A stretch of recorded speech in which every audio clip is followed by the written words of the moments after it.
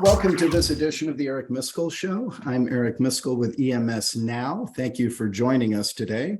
As always, I'm joined by my co-host Phil Stoten from Down Under. Welcome, Phil.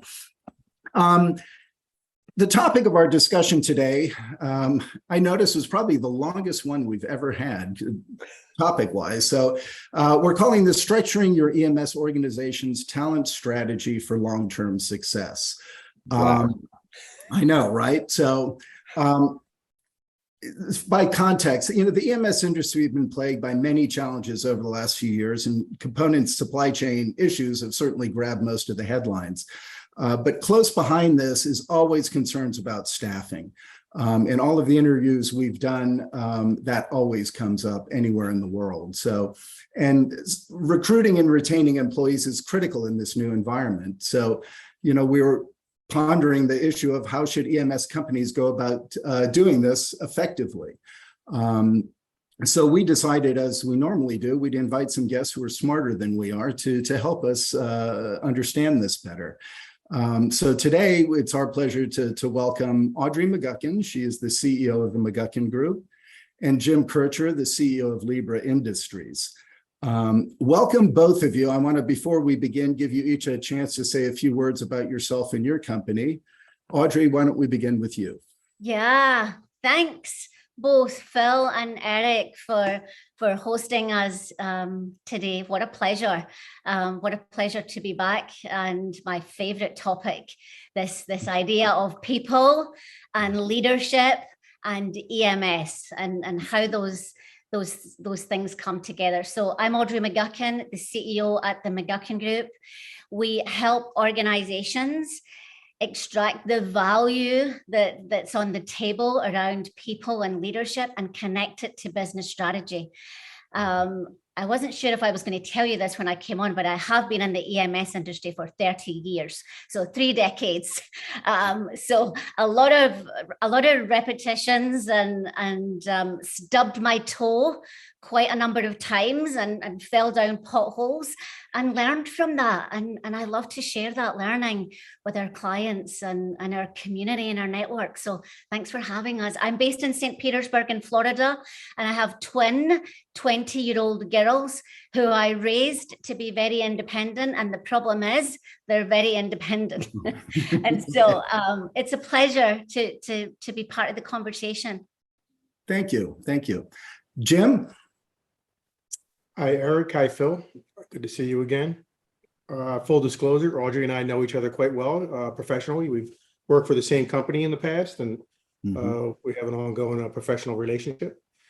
So let me tell you a little bit about Libra. We are a system integrator, contract manufacturer of high complexity systems, assemblies, and sub-assemblies. We focus on the markets of semiconductor capital equipment, defense and aerospace, robotics, life sciences. So generally, high reliability products across the industrial sectors. I am talking to you today from our manufacturing campus here in Dayton, Ohio, where we're also headquartered. We also have manufacturing facilities in Dallas, in Cleveland, and in Guaymas, Mexico. And it's a pleasure to be here again. Excellent. Well, welcome. Let me kind of kick this off, and we'll see how it goes. One of the positive outcomes, at least in my opinion, of the pandemic, if there was such a thing, has been this increased focus on taking care of employees, right? On the people again. And business leaders seem more engaged in this than ever before. And it's beyond just recruiting and retention practices, but as we've teased a little bit, it includes the consideration of especially leadership and culture within companies and the related practice of succession planning, all of which I want to kind of touch on with y'all today. And these aren't new issues to industry or to companies, but they seem kind of more paramount to the company's talent management strategy these days, and that hopefully the ones who are doing it and are doing it well are doing so because they believe it will make them successful. So before I jump into those 3 issues, let me just throw it open generally, and maybe Audrey, begin with you. How would you characterize the importance of these issues of leadership and culture in the environment today? Love that question. And let me offer some context for us in terms of the container. We always like to talk about what's our container and where are we operating. And there was some work that we were doing with the conference board in New York City, and they did a study on what organizations really exceeded their business goals and what were some of those characteristics. And one of the characteristics is really around what organizations had high productivity through the pandemic and which ones had high employee well-being. And so to be in that magic quadrant of high productivity and employee well-being, there were certain things that organizations just doubled down on. And I can share those with you. What I would say is that they're not black and white, and they're hard. One of them is trust in the leadership team and offering flexibility. Another one is communicate frequently. Jim and I had this conversation a few weeks ago. Make genuine caring a priority. Commit to inclusion, amplify your mission, and see the opportunity in crisis. And those were the 6 hallmarks that really came out of that research. Now, it's not EMS specific, and yet it is EMS specific, and we know it is, right? And I see Jim nodding, and we've had these conversations, and I've had those conversations with other CEOs in the EMS industry, and everybody's looking for the answer. And it's hard. Yeah, it's fascinating. First of all, Audrey, thanks for preparing that super impressive slide deck that you just showed. I didn't know we had to do that. I didn't realize it was show and tell. I would have got something ready, but that's fantastic.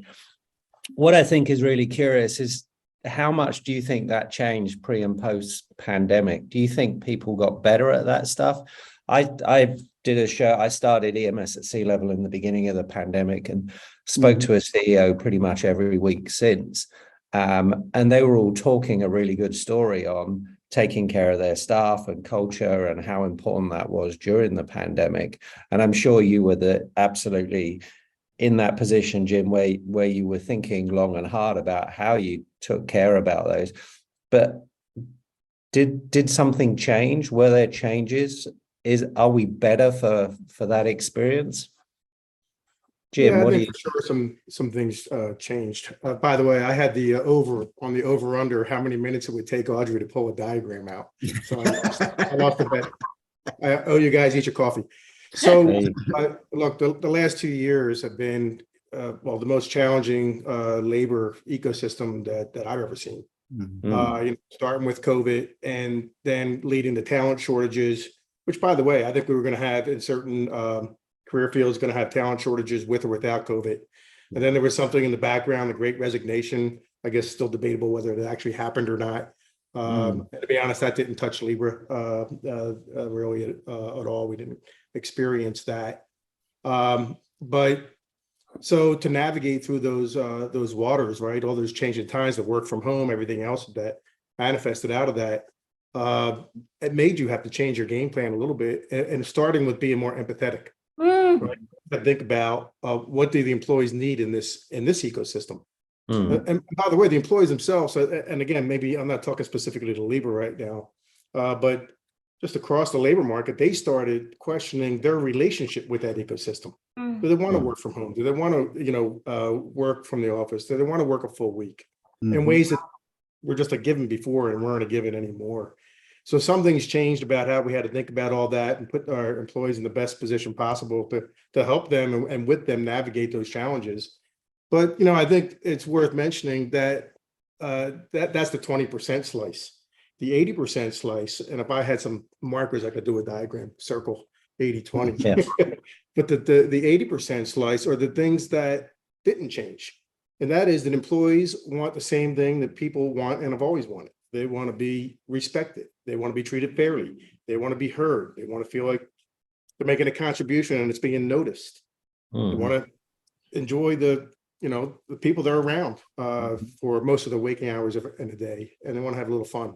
And so as you're thinking about the things that you have to do differently, you can't lose sight of the things that I think you always have to do well in order to take care of your folks, in order to retain, to attract, and to manage, talented people. And we have a lot of talented people in our group. Just quickly before we move on, Eric, I wanted to touch on that work from home thing. I think a lot of businesses, a lot of industries are struggling to manage how they get people back to the office, how much they should have people back in the office, that whole area. And in manufacturing, it's slightly different because we've got people that can work from home within our businesses, and we've got people that clearly have to be on the line or around the line and around the equipment. How are you managing that, Jim and Audrey? What advice do you give on that? Is there a strategy that can be built out? Let Jim go first. So your point about having manufacturing folks, we can't make the kind of products we make from home. So we have to have a good portion of our workforce here in our manufacturing facilities. Now, when you think about the folks maybe that have kind of jobs, that can work from home, then it becomes a question of fairness, well, can I have part of my employee base work from home and the other part? And how's everyone, is that going to be an equitable solution? So we've had very little work from home. We've considered it on a case-by-case basis when people had circumstances, because look, when COVID hit, then people that had kids that were going to be in school, they're not in school, and they don't have daycare set up yet or whatever. So we try to be as flexible as possible. But by and large, we did not have that many of our employees request to work from home. And I have to say, I feel a little fortunate. Makes me feel good, because I think the camaraderie and the face-to-face interaction and being in the same building and having, every morning we start with Gemba walks on the manufacturing floor, and it's not just the manufacturing people, it's the buyers, it's the planners, it's, and just having that interaction, being in a group setting and talking about what the challenges are today is important. And it's hard to replicate on a work from home basis. So in our situation, we were trying to not do too much of it. We were being flexible as employees, kind of to their needs as events were changing. And we were fortunate enough that we didn't have that many requests, so we didn't have to turn our business model and our work model upside down to accommodate it. Audrey, what do you see generally? Yeah, and I want to jump off a couple of things that Jim's talked about, and when you work with us, we're always talking about the schema, which is either the rules of thumb or the broad things for organizations to think about. And one of the rules of thumb is start with your business strategy and start with empathy. Meaning, what do we need to deliver on? Do we have big innovation goals? Do we have big acquisition goals that means people are moving around? Okay, have them in the container. And Jim's point about lead with empathy. The organizations that we see that are most successful, they lead with empathy. And what that means is they try and walk in the shoes of their employees. And they try and figure out what's fair, what's equitable. And that's not the same for every organization. And you have to work it out in your own container. We did a lot of research with millennials and Gen Zs, and there's a myth that people think they want to all work from their home base, and that's actually not true. They want the social interaction. They're pretty creative and they're pretty innovative, so they want to be in the workplace. We use a tool called predictive index. There's also a myth that more introverted people want to work from home. That's not true either. They actually enjoy the camaraderie and the connection with people. And so my thing that I always say is lead with your business strategy, also lead with your people. And Jim's done a really nice job of saying, what about people need? Yeah. And we can't have this conversation without naming the fact that 3.5 million women left the workplace during the pandemic. And it would be remiss of us to gloss over that. And so the organizations that are winning are leading with empathy. I've been around EMS for 30 years. I can see people rolling their eyes when you say empathy. I can see people saying, what does that mean? Actually, there's a process for empathy, and it's teachable. And what we find is the biggest gap is capability. CEOs and leaders largely want to be empathetic. There's just a gap and they don't know how to do it. And so this idea of how can I walk in the shoes of my women leaders, because they're darn valuable in the organization, and they've been, you know, hit in a different way than their male counterparts. Yeah. If we dig in on that a little bit, Audrey, why do you think so many women have left the workforce? What do you think is pushing them out more than their male counterparts? I would say it's largely burnout. What we're seeing with our clients and what we're seeing in the research is that women tend to be generally the caregivers.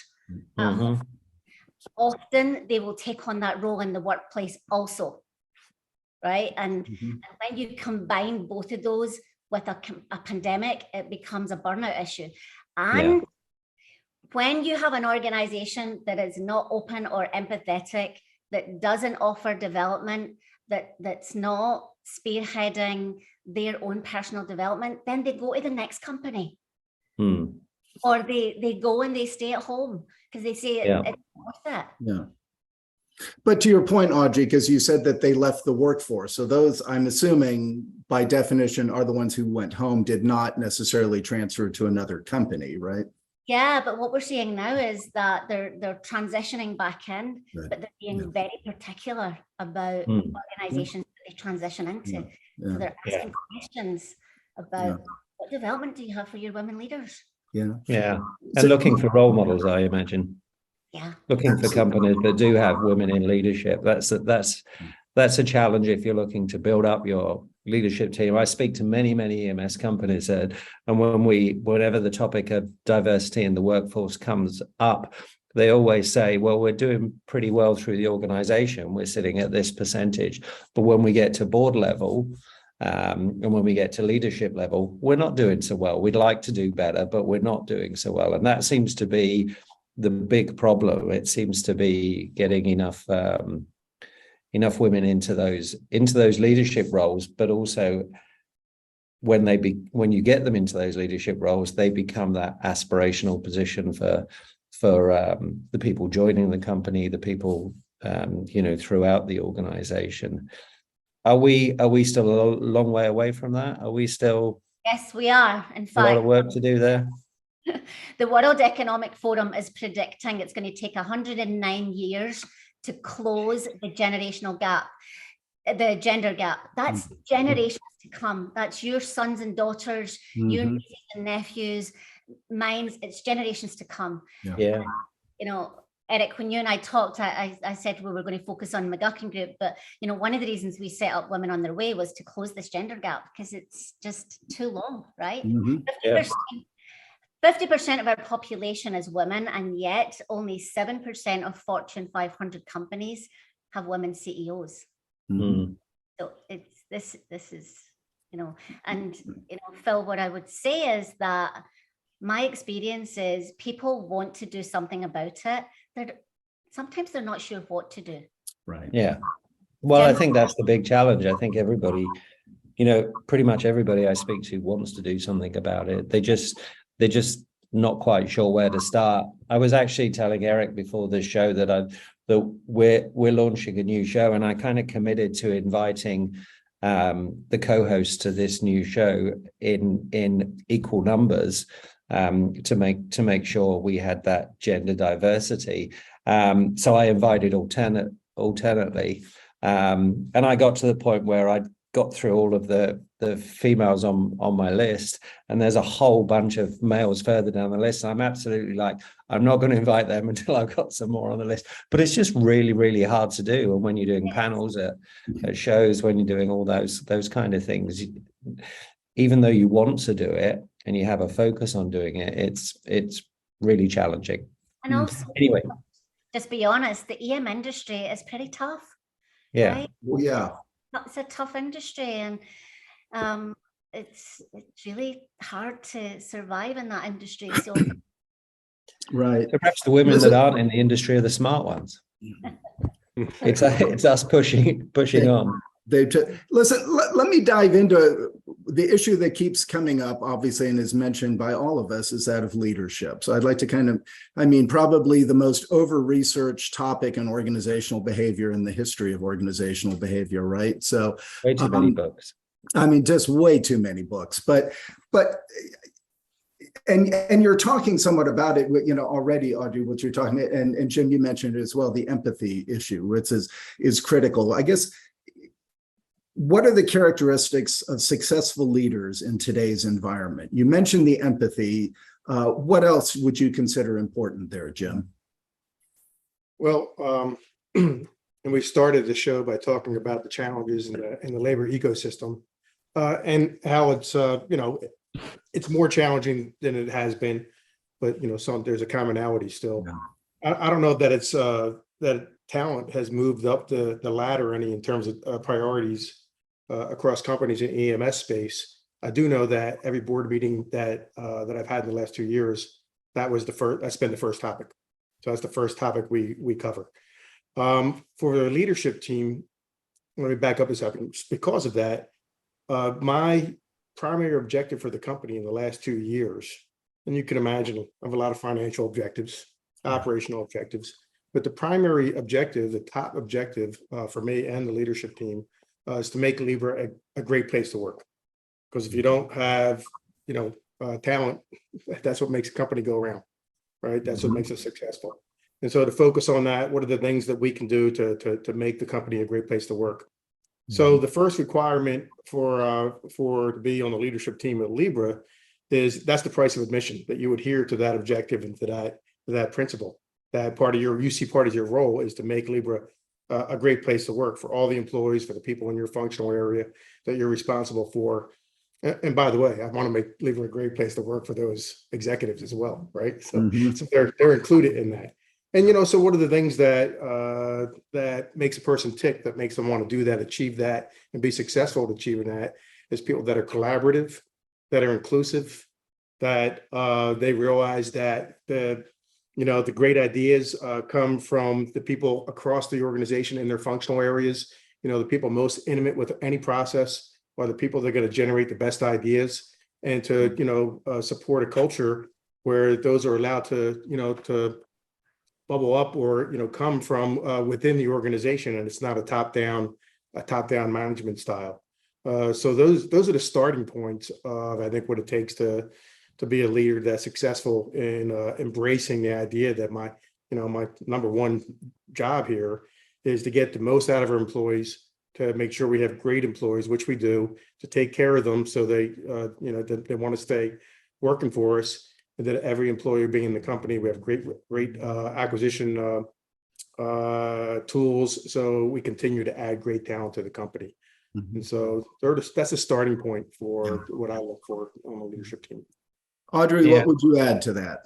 Yeah, we have this principle at the McGuckin Group, which is really around the fish rots from the head. And you guys have maybe heard me saying that before, but the bottom line is when organizations have a CEO that is able to name and take action and hold people accountable to those leadership attributes, you can do amazing things. And we actually refuse to work with organizations where the HR people bring us in and they ask us to start in the middle of the organization. We say no. We need to meet the CEO, and I need to understand where he's coming from, right? And the capabilities for leaders that are in high demand and short supply are things that we've started to explore here. One is empathy. Another is courage. It takes a lot of courage to get through a pandemic and all of the other things on top of that with supply chain and all of the macroeconomic things. That takes courageous decision making. The other thing that we find is vulnerability. When you have a leader that can stand up and be vulnerable with his people, that sets a different tone. I've seen Jim do it. I've seen other CEOs do it that are remarkable. And when you do that, it sets a different tone. And then I think the kicker is humility. So I would say those are the capabilities that are in high demand and short supply, especially in this environment that we're in. Yeah. You know, it's interesting. I often think of leadership also has an element to it of as a performing art, right? You're always being watched and you're influencing other people through your behavior, through the example that you're setting, right? So, I mean, Jim, with that in mind, how aware are you of your own behaviors and how you're being perceived in your organization? Maybe answer that in a little sidestep fashion. Because the second thing, after the price of admission things that I mentioned, I would look for somebody that would join our leadership team, actually is a team dynamic. As a matter of fact, when I first came on board, the first leadership team meeting we had with Audrey and her team offsite, and we talked about that team dynamic. What's going to make us successful working as a team together? And, you know, and some of those attributes we were talking about, Audrey was just mentioning, like humility and like, you know, empathy. They're the things that are actually very important in order to, you know, that everyone brings to the table. So we can have a team dynamic, a strong team dynamic where people are willing to listen, to check their egos at the door. And, you know, even if they have a strong opinion on something, they still are able to kind of have an ear out for an opposing opinion. So I think about that more than, you know, my one-on-one relationship with the team. It's kind of how we all click together. So I'd like to say that's going very well. Yeah. What I'm curious about, and Eric mentioned the word performance. I think of it more as being integral to your brand. So what I think is really important, nobody wants to work for a shitty company, but what we've got to do is make sure that people are aware that Libra isn't a shitty company and that they're actually a great company to work with. Do you have that within the remit of your marketing team? You know, I work a lot with marketing teams, and I'm aware now that recruitment is becoming a big issue for the marketing team. You know, it's one of the things that we're looking to make sure we do, and there's a whole swathe of marketing that's focused around letting people know that you know, you're a good company to work for. What I'm curious about is how much of that do you do, and how conscious of that are you, and how much of that actually hits the target? And when people come to you, are they, you know, kind of aware of some of the ways that you have created a good work environment? Yeah, well, that is definitely a conscious, targeted, you know, set of activities that we do. And we talk about it very explicitly, that we're not just marketing externally, we're also marketing internally to our own employees. I mean, sometimes you could do a great job marketing to your customers, and then your customers know what kind of company you are, but your employees don't. And I have to say, we can do better. We can do better the way we communicate with our employees, and we're trying. But, you know, I think that the entire leadership team, or any representative of Libra, has a responsibility to market the company. So when our VP of supply chain is talking to our suppliers, I want those suppliers to think that we're a good company. You know, for our COO, I want our customers to know that we're a good operator. I think the commercial folks, and in our case, it's no exception, they do a great job, you know, of marketing the company and kind of talking about it in the right way. And we've really taken some of that energy and we're trying to redirect it a little more internally, and not just for recruiting, right, but just for the existing employee base. And so we do a better job of communicating. It's one of the things that came up in our employee survey, is that we don't do a good enough job at communicating to our employees. So our employee survey isn't a set it and forget it. We follow up with action plans. And that's one of the things that we're following up with now, is to to put, a little more muscle and Dial that energy up. into marketing internally, if you want to call it marketing, but just Yeah, communication. communication internally. Yeah. Audrey, how important is brand in terms of recruitment and retention? And what have you just drawn on your Exactly. PowerPoint deck? I could see you there with your magic Yeah. marker. I wanted to join a couple of dots for us in the conversation, right? And look, people can smell a rat really quickly. If you don't have your internal brand nailed, and if that's not authentic, nobody cares what's on a website and nobody cares what marketing you're doing. So Jim's point about this team dynamics and what does the team stand for? Yeah. What does this team stand for? And how does that inform the culture? I think it needs to be the starting point for every leadership team. And you need feedback on where are we complementing each other well? And, where do I need to shift and move my priorities? And so I think this internal work always has to be done first before the external work, because your biggest source of referrals is your employees. So I think joining those dots. But I think this idea, and can you see that? Mm-hmm. Can't read it, but I can see it. Yep. This is time and productivity, right? And so really what we're trying to do is we're trying to engage our employees. And you're asking, can you do it through leadership and brand? And what I would say is that there's two curves on productivity. One is employees that have to just show up, get their work done and leave. And then there's this other curve where it's employees that want to. They're driving into work, they're thrilled they're working with Libra and they can't wait to get in there. And the big question on the mind of the EMS leaders is, how do I get my employees onto that want-to curve? Some of it's the job they do. Some of it's their leader or their manager. Some of it's their team and some of it's culture. Yeah. And all of that leads to discretionary effort. And all of that leads to dollars. And we know that when you've got skinny profit margins, discretionary effort can have a huge impact.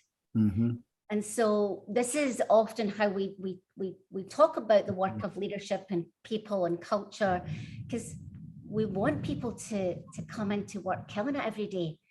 But you can't prescribe that. Yeah. And it starts with the leadership team. Yeah. And you're talking, and that brand is really the culture is what we're talking about too, right? I mean, it becomes a differentiator in the market, right? It's what will attract people to you. And Jim, that's what you're talking about. You want all of your people being, kind of brand ambassadors, exuding that out to everybody. And it's going to happen, whether you manage it or not, right? Whether you actively do something with it, it could become a positive, it could become a negative. I was going to say it's going to happen the other way as well. Yeah, exactly. So, I mean, talk about the importance of leadership in kind of guiding and reinforcing this. Jim? Yeah, we talk about it every strategic session we have every quarter. So it's not just the board meetings that we're reporting out, but internally, what can we do better to improve the business? And how the employees feel about being part of the company is, usually at the top of the list, right? Whether it's the whole company overall, a specific site, a specific functional area. And we take the feedback that we get in the employee survey very seriously. So we set action plans, and the action plans go down to the working level, and then they work their way back up, and then we publish them. And so everybody knows what we're holding ourselves accountable to. I will say that our employees have been, and luckily we've been lucky. They've been not shy about telling us what we could do better. So what we do well, what we could do better. And that really helps us, so sometimes it hurts a little bit when you think you're already doing something pretty good and you get the feedback like, well, maybe there's more room for improvement than you thought. The bottom line, Jim, is there's always room for a little bit of improvement regardless of the task. So it's great to listen. I'm curious, what do people ask for? What are those things that you can name that are kind of the small things that make a big difference? Is it things like childcare? Is it flexible hours? Is it, free donuts? What is it that No, makes people it's tick? more kind of visceral stuff like just communication. Mm, Communication across departments. Communication in terms of understanding what's going on in the company, communication in terms of what would help me do my job better, because by and large, people want to do the best job they can. yeah. Another one is perceived accessibility of the leadership team. We have open door policies, and I don't know, maybe we should put the leadership teams down on the factory floors or something, but, you know, and we are cooped a lot away in meetings and travel and so forth. And, you know, that has to do with a little bit of a part of our history. We were smaller companies, you know, merged together, and now we're a much larger company. And so the leadership team of the smaller companies was more accessible, you know, by and large. So it's not just a perception thing, it's an actuality, but not designed. It's just the nature that we're a larger company right now. I will say, you know, I mentioned a couple of times the employee survey, but that's not your only avenue for feedback, right? There's all kinds of avenues, but another one is your customers. Guess what? Your customers, you know, are in your shorts all the time. They're coming in your factories. They're wanting to, you know, kind of look under the hood, see what's going on. They're a real pain in the neck. And your would-be customers, you know, they want to kick the tires. And so feedback that you get out of those audits and team meetings from your customers says a lot about your employees, you know, and how they feel. And our customers tend to glow after those kind of meetings. They give glowing reports. And I think it is about that, the difference between those two lines, Audrey, right? These are not people that just, I got to get through the audit, you know, they don't want to be on that lower line. It's like, hey, I'm a big butt in the audit. I want to show how good we are as a company. Pride. That feedback really is, I think, a good barometer for us as much as anything else. I think it's huge, Jim. I've visited loads and loads of factories, and I love to walk the floor with the, you know, kind of the ops guy. It's the best way to learn about the business and get the culture. But the ones that I come away with feeling this is a really good business aren't the ones with the awesome equipment, aren't the ones with the great technology. They're the ones where I've met an operator on the line and they've bragged, they've been really proud and excited about what they've done. They've maybe shifted a process. They've maybe created a little Kaizen solution that's made something better. And there's that real sense of pride. And when you leave that factory, that's way more memorable than the kit they've invested in on the line. So I think it really does have that impact. And, you know, you're the same, Eric. You're on your regular tours visiting factories. You must see that as well.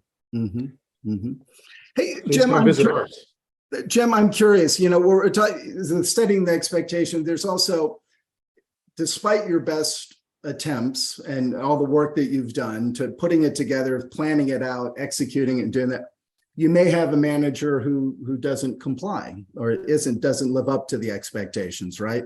I mean, it's the old adage, people don't leave companies, they leave bad managers, right? And have you had to deal with that, and how do you deal with it? Is that in a corrective way? What is the approach you take in dealing with such situations? We have had to deal with that. It's been isolated situations, and it's across. There's no one area of the company, from leadership team to, you know, every other area of the company. And you know, in every case, we try to coach. We try to explain why that we have a management, you know, style, and we demand adherence to a culture for certain reasons, right? And most times that works, people understand, and sometimes it doesn't. And, you know, sometimes we have some turnover over that. And sometimes it's the employee themselves thinking, well, maybe I don't want to have to be held to that standard, you know, and we're not going to change our standards. So, you know, so that's been rare, you know, few and far between, but I mean, it happens, right? Yeah. Audrey, what are your thoughts on it? Is it, if you do the upfront work, it makes it less likely that should happen? Yeah, let me jump off another point first before we hop in there, Eric, if I can. If there's anybody listening to this webinar or anybody in our network that has any doubt on how important this work is, I really just wanted to share some examples, right? So, you know, I would, when our CFO, when I was in Jabil, I would carry his bags and say, can I come to the analyst meetings and can I do that? And I would always ask them, does the quality of leadership matter when you're valuing the company? And he said 100%. The quality of leadership and the alignment with the vision matters big time. And we value companies more if they're really good at that. So there we have analysts saying that. You know, I did a lot of work with Kimball Electronics, and we would talk to their customers, and we asked them, why do you give Kimball more share of wallet than perhaps others? And they said, clearly, it's because of their culture and it's because of their leadership. And then you talk to employees and you say, why do you stay and why do you leave? And it's largely around leadership. And so I would say that there is no doubt on the ROI in organizations doing this work. The other thing I would say is, Jim, you said, you know, maybe we're just lucky and our employees tell us the stuff we need to work on. I don't think that's luck. I think that's intentional. You've created what we call a listening strategy. And a listening strategy will always yield you incredible insights. Part of it is your survey. Part of it is you getting on the shop floor. Part of it's being in other team meetings, but you have a very intentional listening strategy, which is why you hear from your employees, which makes it easier to address when you have that listening strategy. So it's not to do with luck, it's to do with intentionality.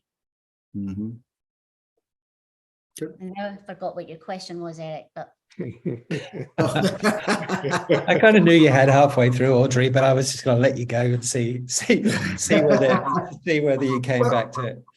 Well, the other piece, and I want to be respectful of our time here. How do you, as I started at the beginning, I made the comment on leadership, that it's over research. There's all these books, there's all kinds of consultants out there, right, doing this thing. How would you suggest companies go about deciding on which method or approach to follow for them? Is there some guidelines on that, Audrey? What would you recommend? Yeah, I would say when we work with organizations, the first thing we say is we'll always meet you where you're at, which means that the container and the context is important. When we worked with Jim, we said, where are you at? Right. And one of the things we needed to get was what we call diagnostics. So what are people saying? Get diagnostics on your leadership team. We're working with another huge EMS provider, and they're doing 360s on all of their leadership team. That feedback will inform where they need to start. Nobody's got any extra money. Nobody's got any extra time. We have to work on the things that matter. Yeah. And to do that, you need data. And data multiplied by a conversation gets you to the insight. And so I hate to say it depends, but the starting point, I would say, is feedback for the leadership team and feedback on what the organization needs. And that often doesn't come through an employee survey because that's too broad. You actually need it on an individual level. And then you need to hold the team accountable. So that's the starting place. I remember one organization we worked for, and I said, so we need to start with 360s. And the CEO said, that's fine. And I love that idea. Can you start with the ops managers? I said, no, we're starting with you. You're getting your 360 first. And then this can't start in the middle. So I think that's the other golden rule, Eric, is how do organizations start? They have to start at the top. Yeah. And so Jim, is step one realizing how important it is and committing to it in your position at the top of the organization? I think so. And then getting the leadership team on board with that. And in some ways, maybe these last 2 years of challenges we've had cemented that in more organizations, across more organizations than it was previously, because got to a point where, wow, talent, retention, talent acquisition, talent management can't be ignored anymore because it's become a more dear and dear resource. I like to read a wide variety of, kind of books on the topic. I don't like, buzzy, pop kind of material on it, but, one of my first books I read that I, kind of remember and kind of really stuck with me was Think Big, Act Small by Jason Jennings, where we talked about being stewards of the business. And that's what the leadership team needs to be. First of all, we're stewards of the business. That starts with the employees. And then we're not here to, come up with some grand scheme. We're here to take care of things. And, you can't have a more important priority than taking care of your people. I share a book usually every quarterly strat meeting we have at the management team. I share a book with them. I don't know if they read them. Well, you can only if they enjoy them. But I would like to mention something else is that for me, I was really fortunate enough to have some really great mentors. And I think that's probably available to a lot of people.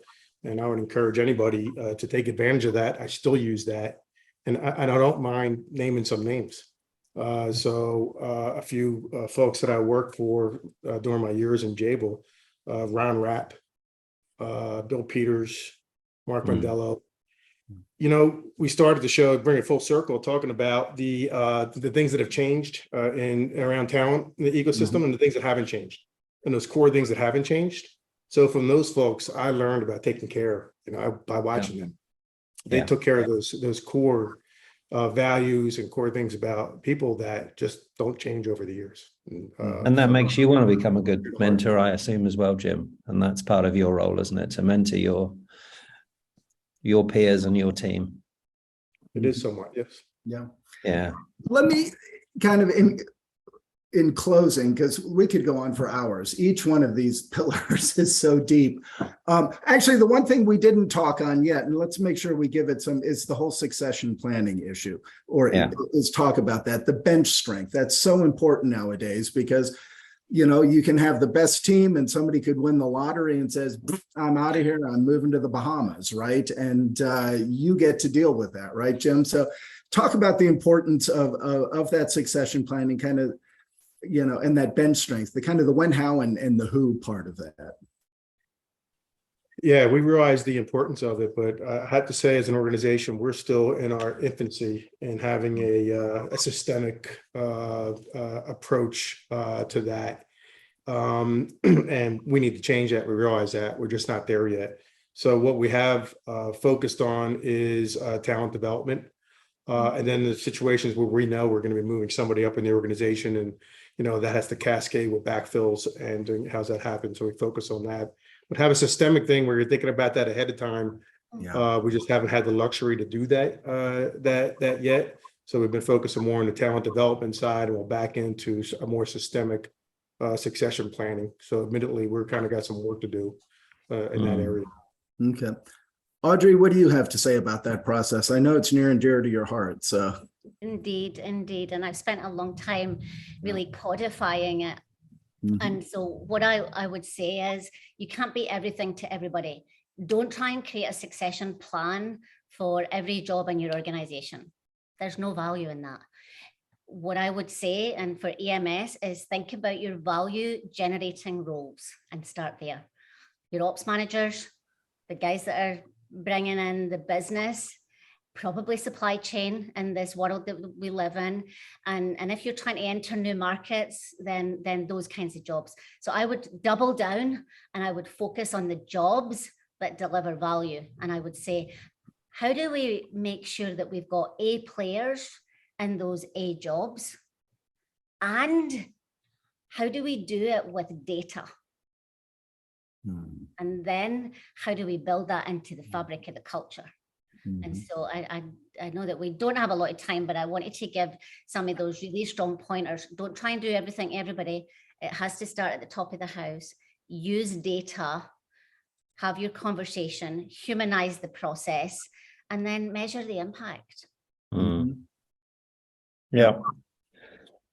Leadership's definitely getting older in the industry. So we definitely have a succession issue as an industry, as well as within individual companies. And we need to attract younger talent, and we need to mentor and bring through that younger talent to really be ready to take over. And, as Jim knows as well as anybody, your business is you are a steward. Your business is only as good as it is once you've gone and you've handed it over to the next person.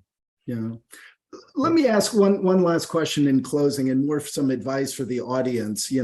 Jim, you were fortunate, evidently. You knew Audrey, and when you took over Libra, you knew Everybody knows Audrey. You knew who to call, you knew how to pick it up. But what advice would you offer to EMS companies who are struggling with these issues or looking at that saying, listen, we can do better? Other than picking up the phone, calling Audrey, what kind of advice would you offer? There's two things I would look at. One, it would be that are your people really at the top of your priority list, or the financial objectives, the operational objectives, and one underpins the other. So I would think about that. And the other thing is to make damn sure that you have a leadership team that embraces that philosophy. Because if you don't have the whole leadership team on board, you can't have half of them on board. They all have to be on board with that philosophy. So those would be two pieces of advice that I would put on the table. That's very good. Audrey, what would you add, or how would you characterize it? Yeah, and I think what I would say is start small, get some quick wins, and build a common language, right? Jim and I now have we kind of can finish each other's sentences when it comes to people and leadership. We talk about PI as a tool, right? We talk about talent cards. We get a common language, but start small, but start at the top. Yeah. And don't try and boil the ocean, and put a level of quality over it. Don't just put names and boxes in the spreadsheet and submit it to the board.